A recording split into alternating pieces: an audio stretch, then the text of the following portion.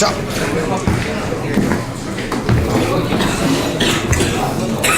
나왔네.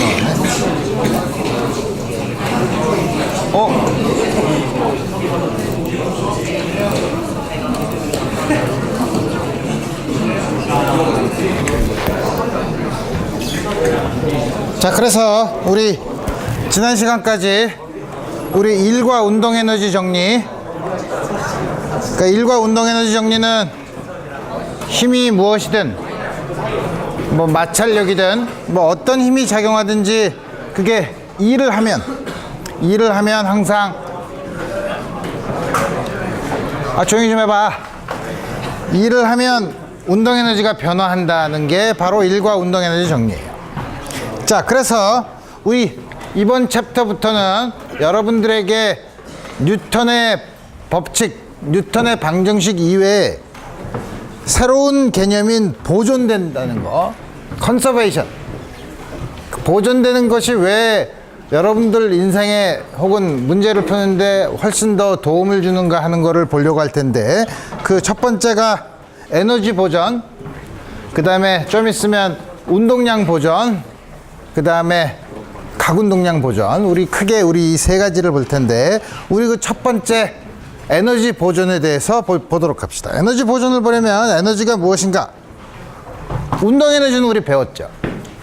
근데 운동 에너지 말고 또 다른 형태의 그럼 에너지가 있는가를 살펴보는데, 첫 번째가 포텐셜 에너지라 이거예요.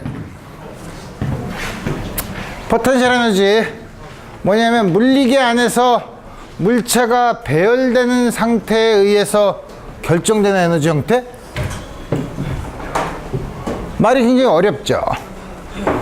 다시 말하면 에너지라는 거는, 포텐셜 에너지라는 거는 그 배열 때문에 그 배열이 바뀌면서 우리가 관심 있는 게 일을 할 수 있게 되는 그런 경우에 그 배열이 바뀌면서 생기는 포텐셜 에너지의 변화가 어떤 시스템에 일을 한다. 우리 이렇게 생각할 수 있어요. 예를 들면 중력, 쉽게 얘기했지만 여러분들이 절벽 밑에 서 있어. 근데 위에 바위가 흔들흔들 하고 있어. 그럼 왠지 불쾌하죠. 왜 불쾌하지?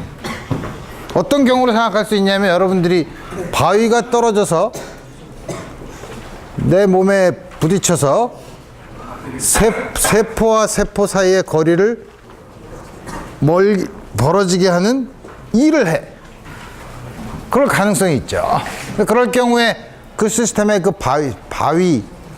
바위에만 있다고 하긴 좀 그렇고, 그 시스템 전체에 있는 그런 바위의 배열, 바위가 어디 있는가에 따라서 결정되는 거를 우리가 포텐셜 에너지라고, 그 경우는 특히 중력에 의해서 하니까 중력에 의한 포텐셜 에너지. 또 하나는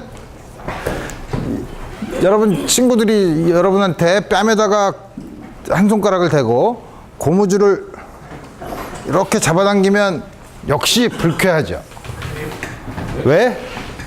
탁 놓으면 와서 뺨에 있는 세포와 세포 사이의 간격을 넓히는 일을 할 가능성이 있다 이거예요. 그래서 뭐냐면, 그런 고무줄이 이렇게 시스템에서 고무줄 분자가 배열된 상태에 의해서 그 상태가 변하면서 일을 할 수 있는 그런 경우, 그 시스템에 일을 할 수 있는 포텐셜이 있기 때문에, 에너지를 전달할 수 있는 포텐셜이 있기 때문에, 가능성이 있기 때문에 우리 그런 경우를 포텐셜 에너지라고 한다 이거예요. 그럼 우리 앞으로 어떤 경우에 두 개의 큰 예로 중력 포텐셜 에너지, 탄성 포텐셜 에너지를 들었는데, 여러분들이 고등학교 때 물리를 들어봤으면 위치 에너지라고도 얘기를 해요. 하지만 정확하게 얘기하면 우리 포텐셜 에너지라고 얘기하는 게 좀 더 정확한 표현이. 자, 그러면 포텐셜 에너지를 정의하려면 지금부터 배우는 새로운 개념이 있어. 새로운 개념이 conservative force예요. 힘 중에서 우리나라 말로, 우리나라 국어로 하면 보존되는 힘이니까 보존력이라고 불러요. conservative, 보존력이 있는데, 보존력이 있는 경우에만 우리가 포텐셜 에너지를 정의할 수 있어요. 그래? 그럼 컨서버티브 포스가 그럼 뭔데? 그래서 컨서버티브 포스는 몇 가지 방법으로 정의하는데 그 정의하는 방법은 약간 여러분들이 처음에 보면 달라 보일지 모르지만 사실은 똑같은 얘기를 다르게 한 거예요. 첫 번째, 정의 첫 번째는 임의에 닫힌 폐곡선을 따라서 입자가 움직일 때 B를 보면 돼요. A에서 1로 갔다가 B에서 다시 돌아와서 A로 돌아왔어. 그러면 제자리로 돌아온 거죠. 폐곡선을 따라서. 입자가 움직일 때 거기 작용하는 힘이 한 일이 0이면 힘이 한 일이 0이라는 거는 어느 경우에는 플러스였다가 어느 경우엔 마이너스였다가 해서 합해서 일한 게 0이 되는 경우가 있죠. 그렇게 돼서 0이면 그때 작용한 힘을 conservative force라고 한다 이거예요. 단 특정한 임의의 특정한 폐곡선이 아니라 어떤 폐곡선 요 점에서 어떤 폐곡선을 따라서 입자가 경로를 따라서 움직인다고 하더라도 항상 원래 자리에 돌아왔을 때 그때까지 힘이 한 1 순간순간마다 1의 값은 플러스가 됐다가 어디선가 마이너스가 돼야 되겠지. 그래서 한 1이 0이면 그때 작용하는 힘을 conservative force라고 얘기해요. 그렇게 어렵지 않은 정의구만. 근데 이게 도대체 어디에 필요하다는 거야? 좀 이따가 이제 보면 알아요. 똑같은 걸로 두 번째는 힘이 한 1이 경로에 무관하면 이 힘을 conservative force라고 한다. 도대체 무슨 말이야? 아까는 이렇게 한 바퀴 삥 돌아왔죠. 삥 돌아오지 말고 처음 점 A랑 마지막 점 B를 봐요. 그래서 이렇게 했을 때 한 2를 계산을 해. 좋았어. 그 다음에 다른 임의의 경로로 따라서 이렇게 돌아와서 여기까지 한 2를 계산해 보면 그 두 개가 똑같으면 혹은 임의의 경로를 당해서도 처음과 끝점만 같으면 항상 경로에 상관없이 한 일이 똑같으면 그때 작용한 힘을 보존력이라고 부른다 이거예요. 그럼 왜 두 개가 똑같냐? 뭐 나오는 게 있나? 오, 그렇지. 그래서 보면 첫 번째 건 이게 뭐냐면 A에서 B로 갔다가 A로 다시 돌아온 A, B, A가 0이래. 한 일이 0. 이 컨서버티브 포스의 정의죠. 그럼 이거는 둘로 나눠. 여기서부터 1, A에서 B까지 간 1, B에서 A로 간 경로 2, 이걸로 나눠서 계산할 수 있죠. 이 경로 A에서 B로 간 경로 1을 따라서 A에서 B로 갈 때 한 1, B에서 A로 하면서 경로 2로 따라서 한 1이 이게 0이라는 거예요. 두 개를 더하면. 그러면 이걸 이쪽으로 넘기면 A, B의 1을 통해서 A, B로 간 거는 2를 통해서 B, A로 간 거에 마이너스 부호를 붙인 거야. 다시 말하면 1로 간 거는 1로 간 거에 마이너스 부호를 붙인다는 거예요. 마이너스 부호를 붙인다는 게 뭐죠? F.dr에서 이 간 경로를 거꾸로 가면 돼요. 그죠? 그래서 그거는 뭐냐면 B에서 A로 온 거에 반대 부호를 붙이면 A에서 B로 경로 2로 간 거죠. 그 두 개가 같다는 거죠. 그래서 A와 B 경로 이 경로가 어떤 거가 되더라도 항상 한 일이 같다. 하나는 한 바퀴를 도는 거고 하나는 그건 한 점을 잡아서 쪼갠 다음에 이쪽으로 가서 일을 계산한 거랑 이 두 개가 전부 다 컨서버티브 포스를 다음 같이 두 개 여러분들한테 컨서버티브 포스란 정의를 해봐라. 그럼 이 두 개 중에 하나 혹은 하나 얘기하고 심심하면 한 개를 더 두 개 다 얘기하면 두 개가 다 이제 동등하다는 걸 볼 수 있다 이거예요. 그래? 그럼 우리가 잘 알고 있는 힘 중에서 컨서버티브 포스인 게 있나? 봅시다. 중력이나 조금 아까 봤던 용수철에서 작용하는 탄성력 이런 거는 전형적인 컨서버티브 포스예요. 그래서 먼저 우리 정말 경로에 따라서 상관이 없나 중력을 한번 생각해 봅시다. 중력이 이거 다 내보내고 해. 뭐냐면 하나는 경로를 이렇게 갔다가 이렇게 간 거. 하나는 이렇게 간 거. 수평면에서 수직으로 갔을 때 이 길이가 h phi d면 다음 같은 경우에 한 2를 계산해 봅시다. 먼저 이쪽으로 간 건 이쪽으로 갔을 때 한 1이다 이거가 한 1을 더하면 되지 뭐. 이쪽으로 갔을 때는 중력이랑 움직이는 방향이 수직이니까 중력이 한 일이 없죠. 수직이면 없는 거 아니야. 0. 이쪽으로 가는 거는 mg는 이쪽인데 이쪽으로 가니까 부호가 반대 방향이니까 마이너스 mgh야. 그래서 마이너스 mgh만큼 일을 했어요. 여기서는 힘이 이렇게 작용하는데 방향은 이쪽이잖아. 그러면 F.D는 이거 하면은 이게 각도가 파이를 뺀 거니까 이게 마이너스 코사인 파이지 뭐.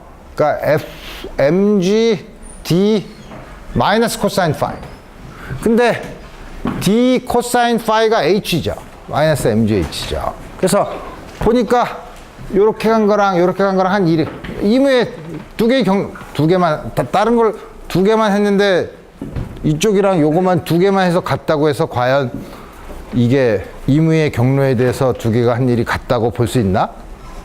라고 생각할 수 있죠. 특별한 우리가 두 개의 경로만 일이 같은 두 개의 경로만 골랐다고 생각할 수 있잖아. 우리 그렇게 생각하지 말고 그러면 이무의 경로를 가. 이무의 경로를 가요. 그러면 이무의 경로를 구간을 이렇게 나눠서 이 경로를 어떻게 가냐면 이렇게 갔다가 이렇게 계단 형태로 가자 이거예요. 그러면 어라 이 계단 형태의 휴대전화 때문에 그런 건 아니야. 어라 이거랑 이 커브랑 어떻게 똑같나요? 다르잖아. 물론 다르죠.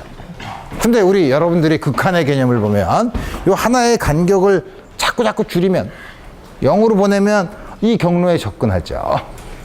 그거를 다시 확대해서 보면 다음과 같이 그려져 있어.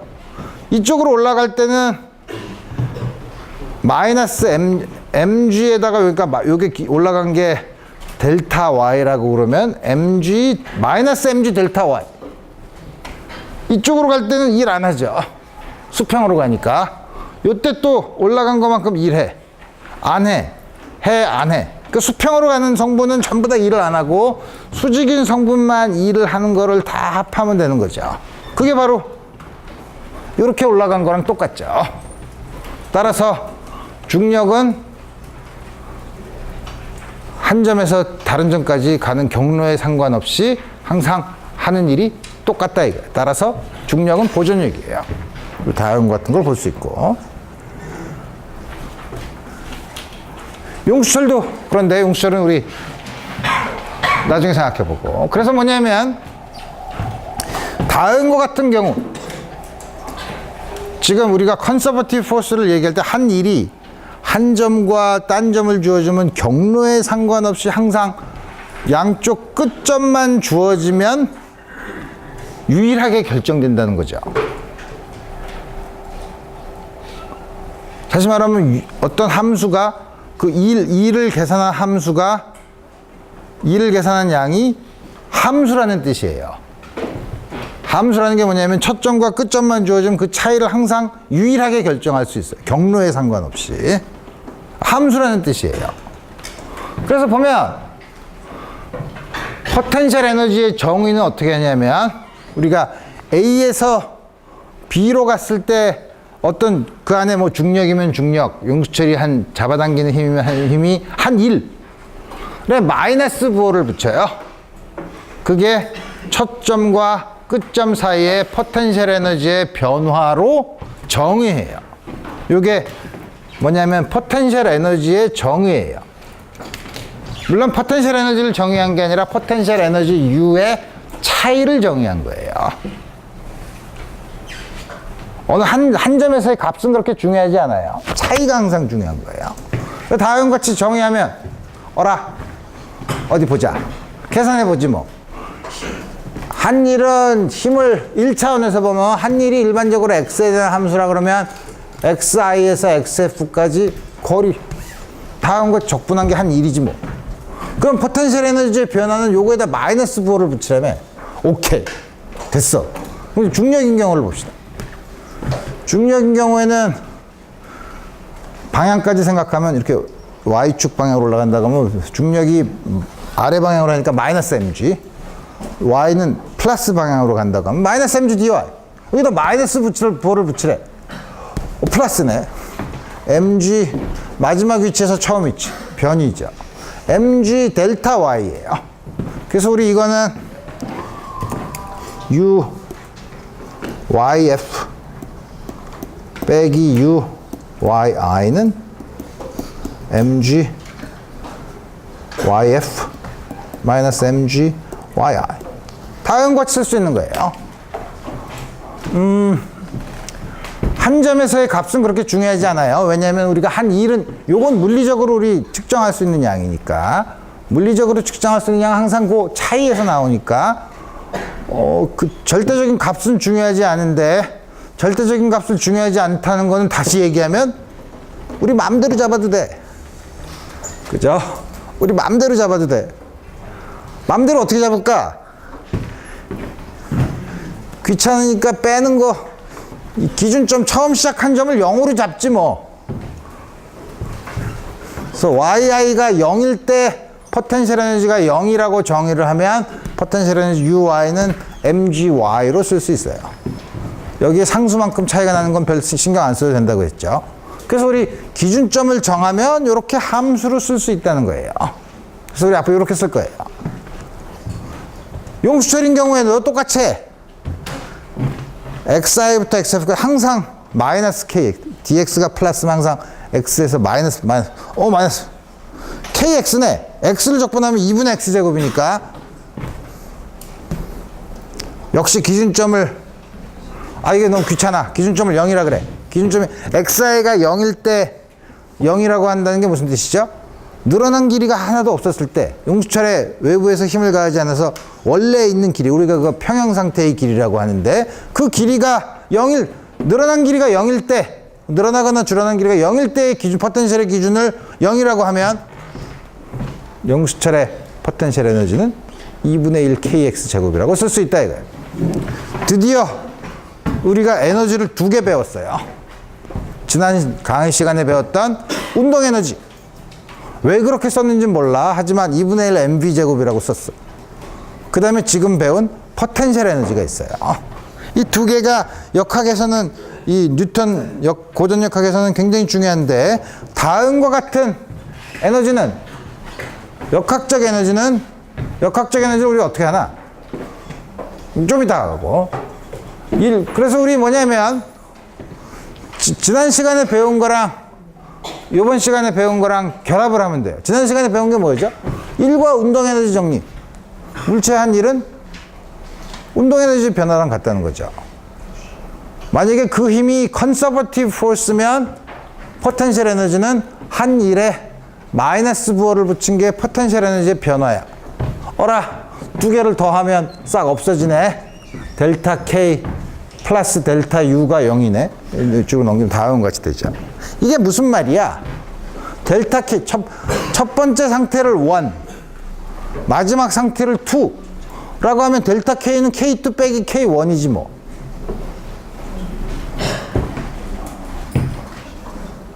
델타 U는 마지막 상태에서 처음 상태를 뺀 거지 뭐. 그래서 1은 전부 다 오른쪽에 K1 플러스 U1, K2.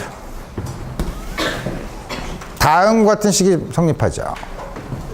이거는 각각 값은 다를 수 있어요. 그렇지만 요거는 처음 상태에서의 운동 에너지와 포텐셜 에너지의 합은 마지막 상태의 포텐셜 에너지와 운동 에너지의 합과 같다는 거예요. 어느 값이 어느 상태, 처음이나 마지막에서 똑같은 양으로 남아있는 혹은 시간에 따라서 변하지 않는 양을 우리가 보존되는 양이라고 해요. 이 양이 K 플러스 U라는 양이 보존된다 이거예요. K 플러스 U라는 양은 처음 상태든 마지막 상태든 각각은 변할 수 있지만 합한 건 항상 변하지 않는다는 거예요. 그래서 보존된다는 거죠. 그래서 그 양, 역학적 포텐셜 에너지와 운동 에너지를 합한 걸 역학적 에너지라고 불러요. 미케니컬 에너지가 컨서브 된다고 얘기해요. 단 언제? 미케니컬 에너지가 보존되는 미케니컬 에너지란 역학적 에너지란 건 포텐셜 에너지가 그 안에 있기 때문에 컨서버티브 포스가 작용할 때만 그렇다는 거예요. 잘 기억을 해야 돼요. 그래서 그 역학적 에너지의 변화는 그 운동 에너지와 포텐셜 에너지의 변화지 뭐 이게 없다는 거예요. 언제든지 똑같다는 거죠. 변화가 없다는 건 똑같다는 거죠, 항상. 그래서 컨서버티브 포스인 경우에는 다음과 같은 보존되는 양이 있기 때문에 너무나 좋다 이거예요. 그래서 우리 지금까지 한 거를 정리를 해보면 한 일을 할 수 있는 능력이 포텐셜 에너지라고 했죠. 한 일은 포텐셜 에너지와 관계가 있고, 그 다음에 일과의 운동 에너지 정리. 그래서 우리 다음과 같이 쓰면 다음과 같이 역학적 에너지를 정의하면 다음과 같은 양은 언제나 보존되는 똑같은 양이다. 똑같은 양이라면 뭐가 재밌는데 우리 생각해 봅시다. 중력인 경우 그림으로 그려보면 이게 뭐냐면 진자예요. 펜덜럼, 영어로 펜덜럼이라고 하는데 아주 간단해. 천장에다가 늘어나지 않는 실에다가 질량 M인 물체를 묶은 다음에 이렇게 잡아당겼다 탄 거예요. 그럼 어떻게 돼요? 왔다 갔다 하죠. 반복적인 운동을 하죠. 그러면 가만히 있어봐. 처음에 어디서 시작할까? A가 어디? 여기 있다. 요 제일 밑에 있는 데서 속도를 B로 줬다고 쳐봅시다. 포텐셜 에너지가 그럼 여기서 어떻게 되나? 포텐셜 에너지가 아까 mgy라고 했으니까 올라갔으니까 여기를 기준점으로 놔. 여기가 포텐셜 에너지가 0이라고 쳐.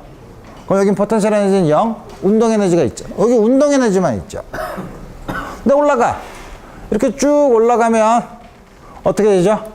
올라가는 방향의 중력과 올라가는 방향이랑은 이게 90도가 큰 각도이기 때문에 이게 음의 일을 하니까 이게 속도가 줄어들어. 속도니까 줄어드니까 어떻게 되죠? 운동 에너지는 줄어들어요. 그렇지만 여기서부터 조금 올라갔으니까 포텐셜 에너지가 늘죠. 점점 올라가서 제일 높은 데까지 올라갔어. 그 순간 속도가 0이죠. 운동 에너지는 0이야. 전부 다 포텐셜 에너지로 갔죠. 올라갔다 다시 내려와요. 내려오면 속도가 운동 에너지는 좀 생기고 그만큼 포텐셜 에너지는 줄고 다시 이렇게 왔을 때는 속도의 방향이 바뀌었지만 포텐셜 에너지 0이고 운동 에너지는 같게 된다. 이거 속도만 방향만 다르지. 이 운동을 계속 반복할 때 보면 포텐셜 에너지와 운동 에너지 사이에 서로의 교환이 있어서 각각의 값은 위치에 따라서 다르지만 요 합한 건 항상 처음 시작한 요 값과 같다는 거를 보면 우리 아주 이런 문제가 나오면 문제를 재밌게 풀 수 있다 이거예요. 보라. 이렇게 나오고.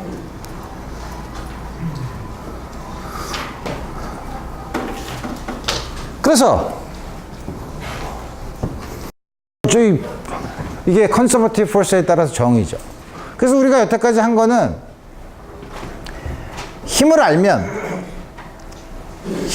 그 힘이 한 2를 계산해. 처음 점에서 마지막 점까지. 그럼 그걸로 포텐셜 에너지 변화를 계산할 수 있어요. 근데 여러분들이 알다시피 힘은 벡터예요. 포텐셜 에너지는 스칼라예요.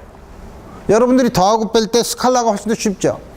벡터는 방향까지 생각해야 되잖아. 그러니까 앞으로 스칼라로 얘기하고 싶어요. 그래서 앞으로 모든 양을 이제 앞으로 스칼라의 양인 포텐셜 에너지로 힘을 기술하고 싶어요. 그럼 아까 뭘 했더라? 힘을 알면 그 힘에 해당되는 그 힘이 보존력이면 포텐셜 에너지를 계산할 수 있었는데 우리는 거꾸로 포텐셜 에너지가 주어져 있으면 그것 때문에 적용하는 힘을 구할 수 있나?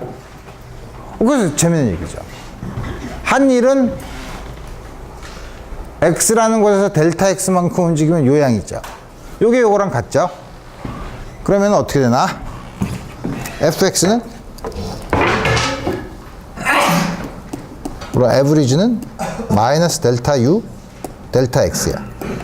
그리고 나서 델타 x를 0으로 보내는 극한을 취하면 미분이죠. 자, 1차원에서는 포텐셜 에너지가 주어지면 그 포텐셜 에너지에 의해서 주어지는 힘은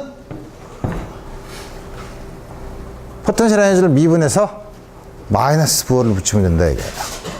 포텐셜 에너지가 지금은 중력이나 용출로 했지만 이무의 포텐셜 함수가 주어져 있으면 한 점에서의 포텐셜 한 점에서의 힘은 그 점에서의 접선의 기울기에 마이너스 부호를 붙이면 된다 이거예요. 그죠? 이 사실을 우리가 알 수 있다는 거죠. 그래서 이도 뭐가 나오나? 좋았어. 그래서 한 여자아이가 놀이공원에서 다음과 같은 워터 슬라이드를 타고 쭉 내려온다 이거예요. 워터 슬라이드에서 마찰이 없다고 하면, 마찰은 좀 이따 보겠지만 보존력이 아니에요. 경로가 길면 마찰력이 한 일이 많아지니까 경로에 따라서 한 일이 달라지는 경우니까 마찰력은 보존력이 아니에요. 마찰이 없는 경우, 여기서 H인 곳에서 정지한 상태에서 푹 내려서 여기까지 내렸다. 속도는, 내려왔을 때 속도는 뉴턴의 방정식을 써서 문제를 풀기에는 더럽게 복잡하죠. 그죠? 풀기 어려워요. 이거는 이 미끄럼틀의 곡선의 식을 알아야 돼. 그죠? 그때마다 접선 방향과 수직긴 방향을 다 알아서 풀기는 너무나 힘들다 이거예요. 풀면 풀 수 있지. 그렇지만 그렇게 하지 말고 내려올 때 속도라는 거는 가만히 있어보자. 여기는 중력밖에 작용하지 않네. 보존력이 작용하니까 여기서는 역학적 에너지가 보존되네. 그럼 여기서 역학적 에너지, 여기서 역학적 에너지가 같다고 놓으면 될 거 아니야. 그죠? 여기서는 정지하고 있으니까 요걸 그러면 포텐셜 에너지 항상 제일 낮은 점을 기준점으로 하면 좋으니까 여기가 기준점이야. 그러면 TB니까 탑 바텀이네. 탑에서 운동 에너지와 포텐셜 에너지의 합이 바텀에서의 운동 에너지와 포텐셜 에너지. 요걸 그래 쓴 거죠. 탑에서는 속도가 0이야. 정지하고 있으니까. YT가 H죠. 왼쪽엔 MGH야. 오른쪽은 이게 0이야. 그러니까 뭐 밑에 있는 이 복잡한 걸 쓰지 않더라도 여기서 보면 MGH는 2분의 1 M 밑에서 B제곱이란 B제곱이야. 그럼 B는 스퀘어 루트 2GH. 다음과 같이 간단하게 구할 수 있다 이거예요. 질량에 상관없죠. 가벼운 애나 무거운 애나 똑같은 속도로 떨어지죠. 속도를 구하려 했는데 크기만 구했네. 방향은?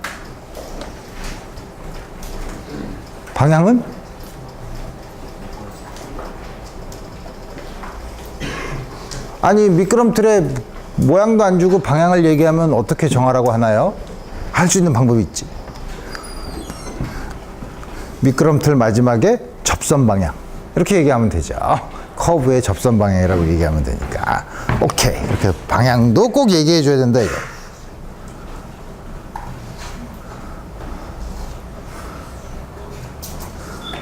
두 번째 문제는 번지 점프. 이게 줄이 안 보이면 자살하는 사람처럼 보이지만 번지 점프. 이 중에서 번지 점프 해본 사람? 입시 준비에 쩔어서 가보질 못했구나. 갔을 때 마지막에 끝난 다음에 어떻게 내려오나를 나한테 알려줘. 덜렁덜렁 하다가 공중에 매달려 있으면 어떻게 내려오나. 여기서는 이게 이제 줄이 늘어나지 않는 게 아니라 이제 고무줄이에요. 용수줄이라고 생각하면 돼요. 여기서 원래 길이가 아무것도 힘을 가하지 않았을 때 길이가 L인데 여기서 펄짝 뛰어내렸어. 어떻게 되죠? 줄 길이까지는 자유낙하하죠. 그 다음에 팽팽해져서 쭉 내려오는데 줄이 자꾸 잡아당겨. 그럼 어느 순간 여기까지 이렇게 오죠. 이렇게 왔을 때 내려온 길이가 얼마인가? 우리 이거 알아야 돼요. 왜냐하면 처음에 이 번지 점프를 디자인할 때 맨 밑에 내려왔을 때 머리가 여기 잠기게 할까 말까를 결정을 해야 되죠. 좀 장난기가 있는 디자이너는 팔만 잠기게, 장난기가 좀 심한 사람은 여기까지 잠기게, 그래서 우리 그거를 이제 해야 될 텐데. 그래서 이렇게 값이 주어져 있고, 용수철 상수가 K라고 주어졌을 때, 여기서 떨어지면 원래 고무줄 길이보다 얼만큼 더 내려왔을까? 제일 밑에 내려왔을 때 고무줄이 잡아당기는 힘은 얼만가? 우리 이런 거 물어보자 이거야. 그럼 어떻게 하지? 굉장히 복잡하구만. 하지만 여기에 작용하는 힘은 틀림없이 고무줄에 의한 탄성력과 보존력이야. 중력, 보존. 그러니까 이 안에 역학적 에너지가 보존되네. 라는 사실을 알 수 있죠. 그래? 그러면 처음에는 살살 또 자유낙하한다고 하면 처음에 속도가 0이라고 하면 여기서 어떻게 할까?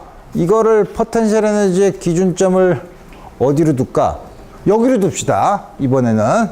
왜냐면 밑으로 여기를 두기가 좀 그러니까. 여기다 두면 처음에 포텐셜 에너지가 0이야.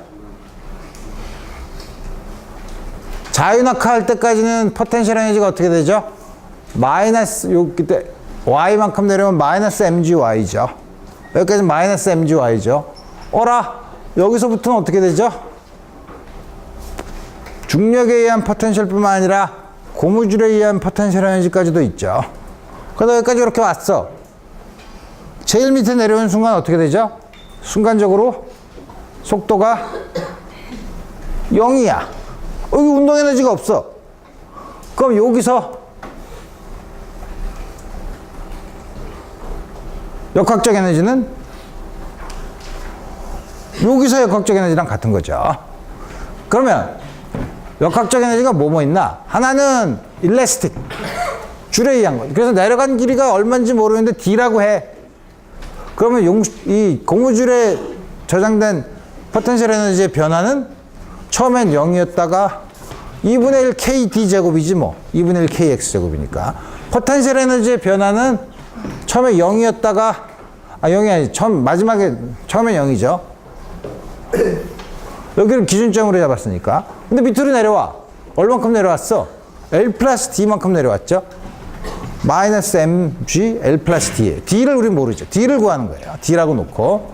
근데 역학적 에너지와 이게 다 역학적 에너지의 변화가 0이니까 운동 에너지는 처음에도 0, 마지막에도 0이니까 0이야. 다음과 같이 주어지죠. 2차 방정식이야. D에 대한 2차 방정식이죠. 그러면 D에 대한 2차 방정식이니까 D제곱 마이너스 mg 2mg 나누기 k 이게 맞나?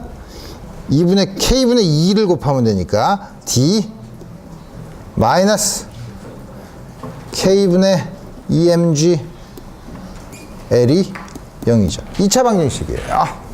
D는 여기 개수가 2네. 마이너스 B 플러스 마이너스 스퀘어 루트 B제곱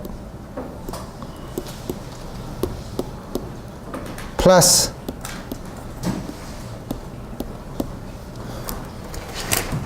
구했네. 2차 방정식에 하니까 두 개가 2차 방정식이 당연히 두 개지.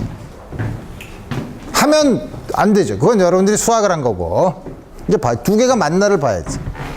먼저 이 스퀘어 루트가 나오면 스퀘어 루트 안이 양수인지 음수인지를 따져봐야 되는데 이건 항상 양수죠. It's fine. 앞에 거랑 비교해 보니까 이게 더 크네. 그죠? 요거에다가 요만큼 더 있으니까 뒤에 게 더 크죠. 그러니까 한 개는 양수고 한 개는 음수야. D가 양수라는 건 밑으로 내려갔고 음수라는 건 위로 올라갔다는 거죠. 이게 용수철이면 그러니까 내려온 거는 음수인 건 말이 안 되죠. 용수철이면 말이 될지 몰라. 여기서 자유낙하할 때는 고무줄에 포텐셜 에너지가 하나도 없죠. 늘어난 건 그렇지 않았으니. 그러니까 이 둘 중에서 마이너스인 건 버려야 되는 거예요. 그죠? 물리적으로 버려야 되는 양이에요. 우리가 여러분들이 항상 문제를 풀어서 n차 방정식이 나왔다고 해서 해를 n개를 다 쓰는 거 아니에요. 그 중에서 조건에 맞는 걸 골라야 되죠. D가 양수여야 되기 때문에 우리 다음과 같은 양을 우리 구할 수 있다 이거예요. 그래서 우리 집어넣으면 되고. 그래도 그 다음에 여기 있을 때 여기 잡아당기는 힘은 맨 밑에 내려와서 여기서는 틀림없이 중력과 고무줄이 잡아당기는 힘이 평형을 이루어야 될 테니까 mg가 kd 닿은 것 같은. 아닌데? 그렇지 않지. 여기서 힘이 작용을 하잖아. mg 중력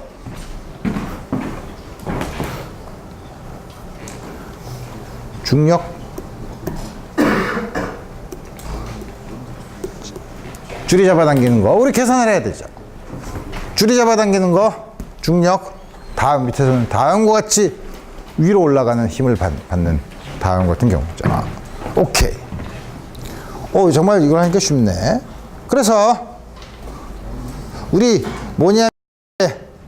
뭐냐면 힘은 벡터로 계산하면 성분 3차원에서는 성분으로 다 계산하니까 복잡하니까 우리 포텐셜 에너지로 해. 스칼라야. 좋아. 그러면 앞으로는 뭐냐면 x에 대해서 x의 함수인 포텐셜 에너지가 주어져 있다 이거예요. 가장 간단한 예로 조금 아까 봤던 용수철을 봅시다. 2분의 1 kx제곱이라며. 뭐 이렇게 생겼지 뭐. 이제 앞으로 여러분들이 다음과 같은 포텐셜 에너지 곡선이 있으면 그 운동의 자세한 형태는 몰라도 이 운동이 어떻게 될 건가를 여러분들이 감을 잡을 수 있는 연습을 할 거예요. 우선 가장 간단하게 용수철인 경우 이게 Y축이 포텐셜이니까 에너지 차원을 가지고 있으니까 이건 보존력이고 역학적 에너지는 보존되죠. 역학적 에너지는 상관없이 다 일정해. 상수야. 이 상수는 어떻게 만들죠? 용수철인 경우에는 처음 얼만큼 잡아당겨서 시작했냐? 그럼 그때 포텐셜 에너지가 전체 역학적 에너지가 되는 거죠. 아니면 중심에 있을 때 얼만큼 속도로 이걸 밀었냐? 하는 처음 조건으로 역학적 에너지가 주어진다 이거예요. 포텐셜 에너지 곡선 그래프에다 역학적 에너지 보존 법칙을 그리려면 일정한 에너지 E를 가진 다음과 같은 양이에요. 그러면 임의의 점에서 요 점에서 에너지는 요거야. 전체 역학. 포텐셜 에너지가 요만큼이야. 나머지가 운동 에너지죠. 그죠? 그게 있고 또 하나는 받는 힘은 요거의 기울기가 에다가 마이너스 볼을 붙이는 거예요. 요 점에서는 기울기가 이렇게 되잖아. 기울기가 음수죠. 그럼 마이너스를 보니까 플러스 방향이죠. 이쪽 방향으로 힘을 받죠. 그죠?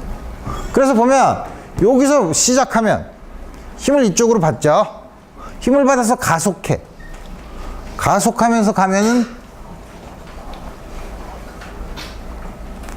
포텐셜 에너지가 점점 줄어드는데 그만큼 운동 에너지가 늘어나죠. 운동 에너지가 추대로니까 제일 빨라. 일로 가면 어떻게 되죠? 속도가 줄어들죠. 왜? 받는 힘이 기울기가 양수인데 그게 마이너스 볼을 받으니까 음의 방향으로 작용하니까 막 가는데 음의 방향으로 힘을 받으니까 속도는 좀 줄죠. 그러니까 운동 에너지가 줄죠. 여기 운동 에너지. 포텐셜 에너지는 늘어나죠. 그래서 이 경우는 갔다가 여기 딱 오면 순간적으로 정지하고 있다가 근데 힘은 이쪽으로 받아. 이쪽으로 와요. 여기서 이렇게 계속 왕복 운동을 계속 한다는 걸 여러분들이 감을 잡을 수 있어야 된다 이거예요. 그래서 그 중에서 특히 여러분들이 새로운 용어를 배우는데 하나는 포텐셜 에너지의 기울기가 0이 되는 점. 그런 점이 뭐지? 힘이 0이 되는 점이죠. 힘이 0이 되는 점을 평형점. 영어로는 평형이 어려운 단어야. 이퀄리브리움 포인트. 여기는 요 점은 무슨 점이죠? 포텐셜 에너지와 역학적 에너지가 같은 점이죠. 그 점에서는 어떻게 돼요? 반대 방향으로 돌아가죠. 여기 속도가 0이 되는 점이죠. 포텐셜 에너지와 역학적 에너지가 같은 점, 다시 말하면 이런 점을 터닝 포인트라고 불러요.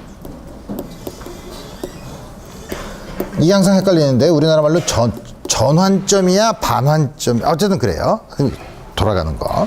다음과 같이 된다 이거예요.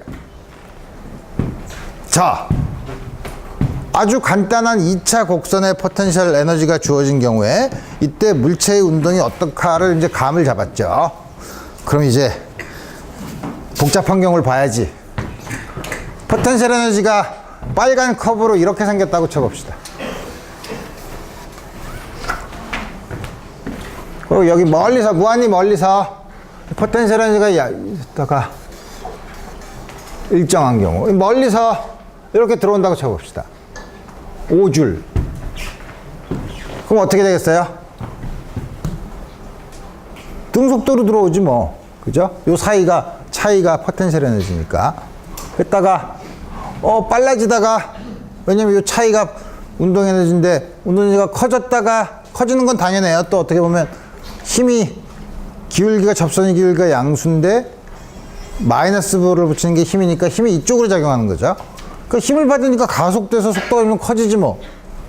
감속돼서 속도가 작아졌다가 커졌다가 작아졌다가 순간적으로 0이 됐는데 정지하고 싶지만 이쪽으로 힘을 작용하죠. 쭉 나가요. 다시 거꾸로 다시 빨라졌다 느려졌다 빨라졌다 느려졌다 일정한 속도로 쭉 나가요. 그 이 포텐셜 에너지를 보고 처음에 입자가 이렇게 들어온다고 하면 여러분들 이제 감을 잡아야 돼. 일정한 속도 빨라졌다 느려졌다 빨라졌다 느려졌다가 서서 다시 거꾸로 이렇게 돌아가는 거죠. 여기가 터닝 포인트. 그 다음에 이퀄리브리움 포인트는, 평형점은 기울기가 0인 점이야. 접선의 기울기가 0인 점은 여기 하나, 여기 하나, 여기 하나. 평형점이 3개 있죠. 평형점이 3개인데 아래로 이렇게 볼록한 거랑 위로 이렇게 볼록한 거의 성질은 달라요. 어떻게 다르냐면 그 두 개가 성질이 다른데, 예를 들어서 여기 있다고 쳐봅시다. 요 밑에 요 스테이블 요 이퀄리브리움 포인트 근처에서 조금 벗어났다고 쳐봐. 그러니까 에너지가 아주 작아서 여기서부터 조금 벗어났다고 치면 어떻게 되죠? 이쪽으로 벗어나면 어느 쪽으로 힘을 받죠? 오른쪽으로 힘을 받아요. 기울기가 음수니까 양의 방향으로 힘을 받죠. 이쪽으로 조금 벗어나면 음의 방향으로 힘을 받죠. 따라서 요 평형점 근처에서는 평형점에서 멀어지려 그러면 멀어지지 못하게 힘을 줘요. 포텐셜이. 그러니까 항상 그 주위에서 왔다 갔다 하죠. 이런 걸 우리가 안정된 평형점, 스테이블 이퀄리브리움 포인트라고 해요. 그리고 여기는 여기서 조금 멀어지면 힘을 계속 이쪽으로 받죠. 그러니까 점점 가속돼요. 여기서 조금 이쪽으로 가면 역시 힘이 이쪽인데 점점 가속되죠. 여기서는 조금만 벗어나면, 이 평형점에서 조금만 벗어나면 평형점에서 멀어지는 쪽으로 힘을 받아요. 그러니까 그 점에 가만히 있을 수가 없죠. 여기는 조금 에너지가 여기 0인데 조금 더 커도 요 주에서 왔다 갔다 하지만 여기서는 조금만 크면 반드시 멀어지게 돼 있어요. 그래서 평형점에는 두 가지가 있는데, 하나는 멀어지려면 그러면 자꾸 평형점 쪽으로, 이걸 복원력, 리스토어링 포스라고 해요. 원래 걸로 복원되려고 하는 쪽으로. 이런 경우는 안정된 이퀄리브리움, 스테이블 이퀄리브리움 포인트. 이런 경우처럼 조금만 벗어나면 아주 벗어나는 거, unstable, 불안정한 이퀄리브리움 평형점, unstable 이퀄리브리움. 두 가지로 우리가 구별해요. 수학적으로 보면 우리 알죠? 1차 미분이 0인데 이거는 2차 미분이 양수야. 2차 미분이 음수야. 여기는 그럼 무슨 포인트예요? 스테이블 이퀄리브리움 포인트예요. 이퀄리브리움 포인트는 다음과 같이 3개가 있고, 뒤에는 딴 얘기지. 그러면 에너지가 이렇게 큰 때만 있나? 에너지가 이렇게 있으면 어떻게 되는데? 에너지가 이렇게 있으면 이런 데는 입자가 존재할 수 없어요. 왜? 이게 역학적 에너지인데 포텐셜 에너지가 역학적 에너지가 커. 그러려면 운동 에너지가 음수여야 돼요. 운동 에너지 음수일 수 없어. 그러니까 이런 데는 있을 수가 없어요. 여기도 마찬가지죠. 그럼 어떻게 돼요? 요게 두 개가 터닝 포인트야. 전환점 혹은 반환점이에요. 그럼 여기서부터 시작하면 빨라졌다, 느려졌다, 빨라졌다, 느려졌다. 여기서 이렇게 이걸 반복을 하겠죠. 이렇게 반복하는 운동이 여러분들 그림을 딱 보면 여러분들 눈에 보여야 돼요.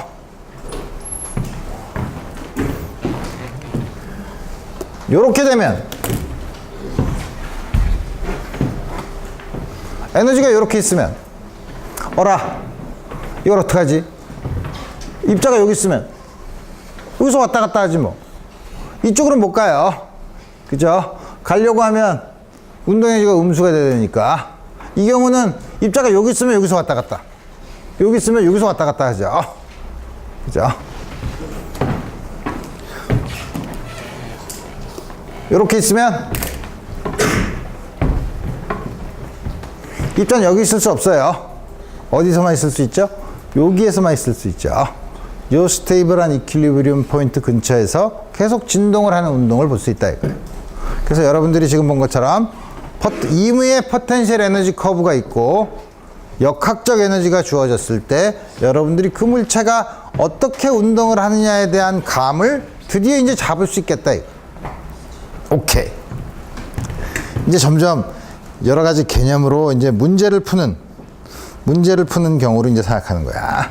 자, 그러면 지금까지 우리가 생각한 건 뭐냐면 우리가 어떤 이렇게 시스템이 있어. 우리가 관심 있는 시스템이 있어. 조금 아까 본 것처럼 진자가 진동하는 거, 아니면 물체가 자유낙하하는 거, 용수철에서 잡았다 당겼다가 놔서 진동하는 거. 우리 이런 여러 가지 시스템이 있어요. 우리 그 시스템을 이렇게 생각해 보면 그 시스템 바깥에 거 우리 다 없다고 생각하는 거예요. 없다고 생각하면 그러면 우리 개 안에서 작용하는 힘이 보존력이야. 그럼 그 안에서 어떤 물체가 있으면 그 물체의 역학적 에너지, 운동 에너지와 포텐셜 에너지의 합은 항상 일정하다 이거예요. 근데 외부에서 이렇게 시스템이 있었어. 근데 내가 외부에서 이 물체에다가 이렇게 쭉 잡아서 이렇게 일을 하면 우리가 관심 있는 시스템이 있는데 그거 바깥에서 힘을 가해서 이 일을 누가 해줬다고 하면 우리 그 외부에서 한 일이라고 봐요. 조금 아까 우리 시스템이 있는 경우는 시스템 안에서 일어나는 힘에 의해서 작용하는 거는 내부에서 한 일, 그 바깥에서 하는 건 외부에서 한 일. 그럼 내부랑 외부는 어떻게 구별하나요? 여러분들이 정하면 돼요. 여러분, 난 여기에 관심이 있어 하면 그게 여러분들 시스템의 내부예요. 그리고 거기다가 근데 만약에 난 이렇게 외부에서 힘을 줬지만 난 힘을 주는 이것까지 집어넣은 걸 전체를 난 한 시스템으로 볼 거야. 그럴 수도 있어요. 그럴 경우엔 이 작용한 힘이 외부에서 작용한 힘이 보존력이냐 아니냐에 따라서 외부에서 한 힘까지 집어넣은 전체 역학적 에너지를 또 생각할 수 있어요. 얘가 복잡해지지. 어쨌든 그래서 뭐냐면 어떤 우리가 생각하는 시스템이 있어. 요 안에는 보존력만 작용해서 요 안에서는 역학적 에너지가 보존된다 이거예요. 외부에서 일을 했어. 일을 하는 건 물론 양의 일을 할 수도 있고 음의 일을 할 수도 있어요. 그죠? 우선 마찰력이 없다는 거는 외부에서 작용하는 힘이 보존력만 있는 경우, 그 경우는 어떻게 되죠? 역학적 에너지의 변화. 여기 역학적 에너지의 변화죠. 아까 우리 시스템에서 그 내부에서만 작용하는 힘이 보존력이면 이게 없다고 했죠. 근데 뭐냐면 외부에서 일을 해주면 해준 일만큼 늘어난다는 거예요. 그 안에 있는 역학적 에너지가.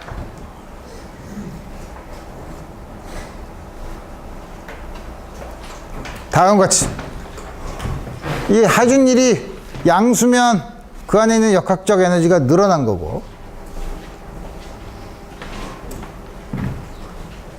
해준 일이 음수면 역학적 에너지가 줄어든 거죠. 예를 들면 어떤 걸 생각할 수 있냐면 용수철이 마찰이 없는 곳에서 잡아당겼다 나서 막 진동을 하고 있어. 역학적 에너지가 보존되죠. 딱 늘어나서 최대값이 되는 순간 내가 손으로 더 잡아당겼어. 그럼 어떻게 되죠? 줄어들려고 하는데 내가 이쪽 방향으로 힘을 줘서 더 일을 했으니까 일을 더 했죠. 지금 그럼 더 늘어나서 더 큰 역학적 에너지를 가지고 움직이죠. 그래서 우리 뭐냐면 외부에서 일을 한 경우에는 외부에서 한 일이 역시 마찰력 보존력일 경우에는 외부에서 한 일만큼 그 시스템의 역학적 에너지가 변화한다는 거죠. 그래서 우리 걔를 어떻게 시스템을 어떻게 볼 것인가, 어느 걸 외부로 잡을 것인가. 우리 이런 거는 그거 생각하기 어려운데요. 어떻게 생각? 교수님 맘대로 생각하지만 그게 맘대로 되나요? 그래서 이제 일단 문제를 풀어볼 거예요. 그래서 그러면 마찰력이 없다고 했는데 마찰력이 있으면 어떻게 되나? 마찰력은 보존력이 아니에요. 아까 말한 것처럼. 아까 보존력의 정의에 의하면 한점 첫점과 끝점을 정해두고 경로에 상관없이 한 일이 같아야 되는데 마찰력은 어떻게 되죠? 경로가 길면 길수록 마찰력이 한 일이 커지죠. 그 경로에 상관이 있어, 마찰력은. 그러면 첫점과 끝점을 주어져서 포텐셜 에너지는 함수를 줄 수 없어요. 함수라는 거는 한 점에서의 값, 한 점에서의 값, 그 두 값에서만 의해서만 결정이 돼야 되는데, 그러면 이걸 어떡하지? 이걸 어떻게? 마찰이 있는 경우를 봅시다. 그러면 처음에 V0라는 처음 속도를 가진 물체를 F라는 힘으로 끌어서 D만큼 갔어요. 근데 그 사이에 항상 마찰력이 작용해요. 물론 이때 미끄러지니까 뭐냐면 운동 마찰력이겠죠. 다음과 같이 작용하면 이 경우를 어떻게 풀 것인가?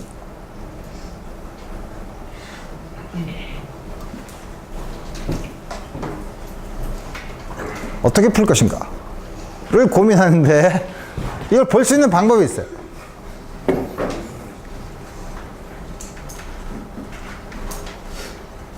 내가 시스템을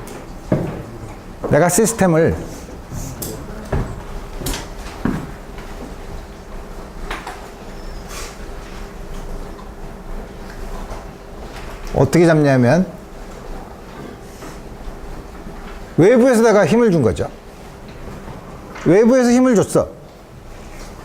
근데 내가 관심 있는 시스템은 요 바닥보다 위에 있는 요 물체만 신경을 쓰고 싶어. 그럼 바닥이 외부가 되는 거예요.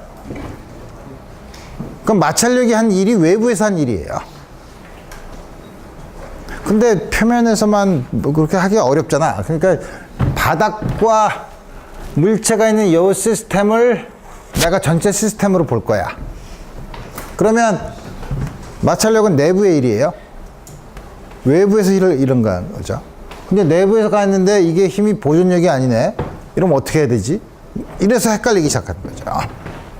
어쨌든 지금 그러면 우리가 뉴턴의 방정식을 써서 우리 이 시스템을 그대로 이해를 하고 보면 전체가 다 작용하는 이 바닥까지 집어넣은 전체 개를 보고 운동 방정식을 써요. 여기 작용하는 힘은 중력과 수직 강력은 서로 항상 크게 갖고 방향이 반대이기 때문에 이쪽 방향으로 움직이지 않으니까 우리 전혀 이 운동은 신경 쓸 필요 없고, 이쪽 방향으로 갔는데 이쪽으로 힘을 주는데 마찰이 이쪽으로 되니까 이쪽을 양의 방향으로 하면 F에서 마찰력을 뺀 게 질량 m짜리가 A라는 가속도로 움직여요. 그래? 일정한 가속도로 움직이지. 왜냐면 F랑 FK가 전부 다 일정하다고 하면. 그러면 처음 속도랑 마지막 속도가 V라고 하면 우리 이거 일정한 속도인 경우에 D만큼 갔을 때 있는 공식이죠. V제곱 빼기 V0 제곱은 2배의 가속도 곱하기 간것. 그래?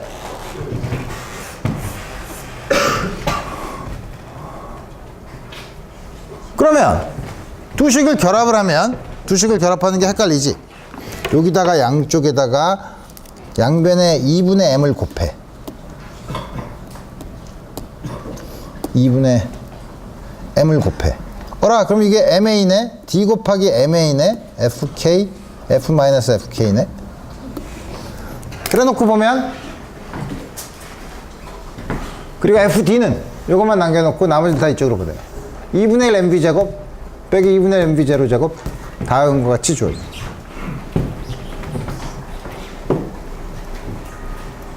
그래서 이 경우는 어떻게 되죠? 물론 중력이 있지만 중력에 의한 포텐셜 에너지의 변화는 없어요. 외부에서 한 일은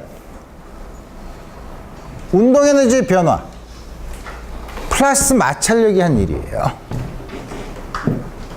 자,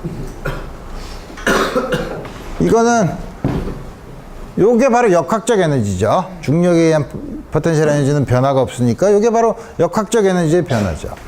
그러니까 외부에서 한 일은 마찰이 있는 경우에는 역학적 에너지 더하기 마찰이 한 일이에요. 그러니까 잘 봐야죠. 이거는 지금 이 전체를 한 개로 보면 마찰이 없을 때랑 다르죠. 마찰이 없으면 외부에서 한 일이 역학적 에너지로 가야 돼. 근데 여기서는 외부에서 한 일이 일부는 역학적 에너지의 변화를 주고 일부는 마찰에 의해서 일을 했다는 거죠. 그러니까 조심해야 되는 게 뭐냐면 마찰이 한 일이 역학적 에너지의 변화를 준 거 아니에요. 외부에서 한 일이 일부는 역학적 에너지의 변화를 주고 일부는 마찰에 의한 일로 갔다 이거예요. 다시 말하면 마찰이 있으면 역학적 에너지가 좀 문제네. 그러면 우리 에너지 역학적 에너지를 말고 마찰이 일어나면 되게 거기서 열이 생기죠. 뜨거워지죠. 여러분들이 배우지 않았지만 우리 이번 학기가 끝날 때쯤 배우겠지만 열도 어떤 에너지의 형태예요. 어떤 에너지냐? 우리가 분자 수준에서 물체를 보면 분자들이 지멋대로 막 떨고 있어요. 막 진동을 하고 있어요. 우리 우주는 항상 스테이블 이퀄리브리움이 있어요. 우리 우주는 항상 스테이블 이퀄리브리움 상태가 있어요. 안 그러면 여러분들이 존재하지 못해. 그죠? 언스테이블 하면 여러분들은 계속 낮은 에너지 상태로 떨어져야 돼요. 각 분자들이. 여러분들이 존재하고 있다는 게 뭐냐면 이 우주 전체의 시스템은 뭔진 모르지만 하여튼 제일 낮은 에너지 상태가 있다는 거예요. 스테이블 이퀄리브리움 근처에 우리가 항상 있다는 거예요. 물체도 그래요. 물체가 가만히 있다는 거는 물체가 스테이블 이퀄리브리움에서 분자들이 제멋대로 스테이블 이퀄리브리움 사이에서 진동을 하고 있어요. 분자들이 진동을 하면 분자들이 속도가 있을 거 아니야. 그럼 분자들의 운동 에너지가 있죠. 근데 분자들은 제멋대로 운동을 하기 때문에 속도를 다 평균 속도를 내면 0이야. 속도의 제곱의 평균은 0이 아니야. 속도의 제곱의 평균이 운동 에너지에 비례하죠. 그러니까 전체적으로 물체가 다 같이 움직이면 역학적인 운동 에너지인데 전체적으로는 움직이지 않지만 분자들이 제멋대로 움직이는 이 에너지가 바로 열 에너지예요. 그러니까 마찰을 시키면 분자들을 막 진동시키는 걸 좀 더 크게 진동을 시키는 거예요. 그래서 마찰에 의한 일은 열 에너지로 갈 테니까 우리 이거를 새로운 에너지를 도입을 해. 별짓을 다 하죠. 보존되는 양을 만들려고 별짓을 다 하죠. 마찰이 있을 경우에는 요 양을 열 에너지의 변화로 정의해요. 그러면 여기 있는 양을 다시 쓸 수 있어요. 요건 외부에서 한 일이야. 외부에서 한 일은 역학적 에너지의 변화에다가 열 에너지의 변화로 준다 이거예요. 일부는 역학적 에너지의 변화, 일부는 열 에너지의 변화. 외부에서 한 일이 없으면 이게 어떻게 움직이나요? 이렇게 힘을 주지 않지만 예를 들어서 가만히 있는 게 빵 터져가지고 마찰이 있는 경우 이렇게 움직일 수 있어요. 그죠? 그런 경우에는 외부에서 한 일이 없어. 그럴 경우에는 역학적 에너지가 보존되는 게 아니라 요 전체 에너지가 보존되는 아까 보존되면 우리 문제를 풀기가 쉬워서 이때는 보존력이 아닐 경우에는 열 에너지라는 개념을 집어넣어서 좀 더 확장된 개념의 에너지 보존 법칙을 쓴다 이거예요. 점점 이해가 복잡해지는데요. 또 하나 더 확장하려고 그러나요? 또 하나 더 확장하려고 그래요. 잠깐만 있어봐. 얼음판에서 피겨스케이팅 선수가 난간을 잡고 난간을 확 밀었어. 그럼 어떻게 되죠? 쑥 움직여서 운동 에너지가 생기죠. 그럼 여기다 여기 힘을 줬으니까 일을 하죠. 내가 힘을 줬는데 힘은 여기 가하죠. 힘을 가하는 동안 손이 움직여야지 이 일을 한 거 아니야. 근데 손은 가만히 있죠. 그러니까 밀어서 반작용으로 한 힘이 한 일은 0이야. 외부에서 한 일이 없어요. 근데 갑자기 운동 에너지가 생겼네? 이건 어떻게 설명할 거야? 어떻게 설명하긴? 자, 봐. 내 팔이 이렇게 굽어져 있었잖아. 내 팔을 이렇게 펴야 되잖아. 그럼 굽어져 있는 게 펴려면 내부에 있는 여러 가지 근육들이나 이런 것들이 그 힘을 펴주려고 하지 않는데 그 펴주는 거를 하면서 이렇게 물체의 배열을 바꾸면서 그 배열을 바꾼 것 때문에 운동 에너지가 생긴 거예요. 지금까지는 우리가 여태까지 물체의 운동을 생각할 때는 물체의 생긴 게 변하지 않는 것만 생각했어요. 그죠? 근데 물체가 생긴 게 변하면 예를 들어서 물풍선이 있는데 가서 벽에 이렇게 부딪히면 쭉 부딪혀서 쭉 줄어들었다가 이렇게 늘어나면, 다시 말하면 우리 몸의 배열, 물체의 배열을 다르게 해서 생기는 에너지가 있을 수 있어요. 여태까지는 생각하지 않았던 거지. 그런 걸 우리가 내부 에너지라고 해. 내부 에너지라고 해서 우리가 가장 일반적인 에너지 보존 법칙은 보존력만 있을 때는 역학적 에너지가, 마찰력이 있을 때는 열 에너지까지 집어넣은 전체 에너지, 물체의 구조가 변하면 물체의 구조가 변하는 거에 따른 내부 에너지, 역학적 에너지의 변화, 열 에너지 마찰이 있는 경우, 내부 물체 배열의 변화, 외부에서 한 일이 없으면 이게 0이에요. 보존돼요, 이게. 외부에서 일을 한 경우에는 요만큼 변한다는 거죠. 이 전체의 합이. 너무 세상이 복잡한 것 같은데요. 실제로 문제를 풀 때 우리 이런 거 별로 안 써. 이런 거 별로 안 쓰고 할 거예요. 자, 그러면 오라. 이제부터 문제를 풀어봐야지.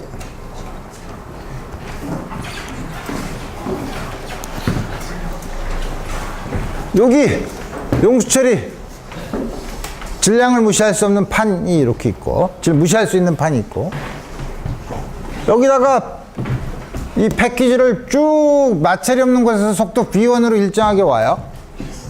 여긴 마찰이 있어. 그럼 어떤 일이 벌어질까? 쑥 와서 용수철이 줄어들면서 마찰에 의해서 마찰은 일을 하고 그러죠. 와서 제일 용수철이 줄어든 때까지의 길이를 생각하자 이거예요. 이게 제일 간단한 문제예요. 이거보다 복잡한 문제는 어떻게 할 수 있겠어요? 오다가 이 속도가 늦어서, 속도가 별로 크지 않아서 오다가 여기 와서 딱 섰는데 최대 정지 마찰력보다 용수철의 힘이 더 크면 다시 밀려나가고, 최대 정지 마찰력이 크면 여기 와서 딱 쓰죠. 그죠? 근데 다시 말하면 여기 와서 딱 쓰는 경우, 여기 와서 들어왔다가 가다가 마찰에 의해서 일을 하면서 운동 에너지를 여기서 쓰는 경우, 왔다가 에너지를 잃고 다시 튕겨나가는 경우, 굉장히 여러 가지 경우가 있어요. 그 경우를 각각의 경우가에 해당되는 조건을 써라. 아주 좋은 문제예요.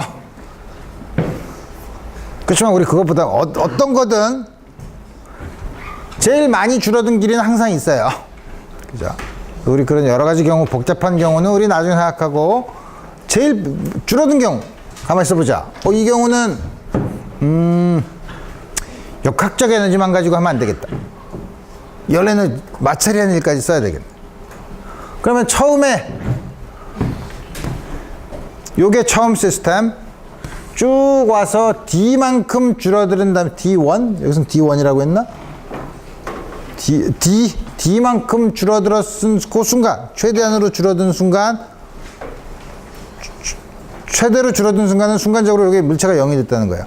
그게 마지막 상태라고 생각하고 전체 에너지 보존 법칙을 쓰면 된다는 거죠. 그래서 처음에는 역학적 에너지밖에 없어. 포텐셜 에너지는 중력이 있지만 중력의 높이에 대한 변화는 없으니까 중력은 우리 신경 안 써도 돼요. 요거만 있어. 처음에 역학적 에너지는 이거야. 마지막에 역학적 에너지는 쭉 와서 정지하고 있으니까 2분의 1 KD 제곱. 그동안 열 에너지는 운동 마찰력에 의해서 거리 D만큼 간 경우죠. 그래서 마지막 에너지는 요거에다가 마지막 에너지에다 열 에너지를 합한 게 처음 에너지랑 같은 거죠. 전체 에너지는 그거를 다시 쓰면 이렇게 쓸 수 있어요. 그런 다음에 문제를 풀어. 이거를 풀면 되지 않나? 가만히 있어보자. 2분의 1 KD 제곱 플러스 마찰력도 있잖아. 저기 주어졌네. D 또 뭐가 있어? 처음 이게 마지막이고 이게 처음 운동해주니까 다음 같은 식이죠. 그 다음에 여기다가 숫자를 다 집어넣은 거예요.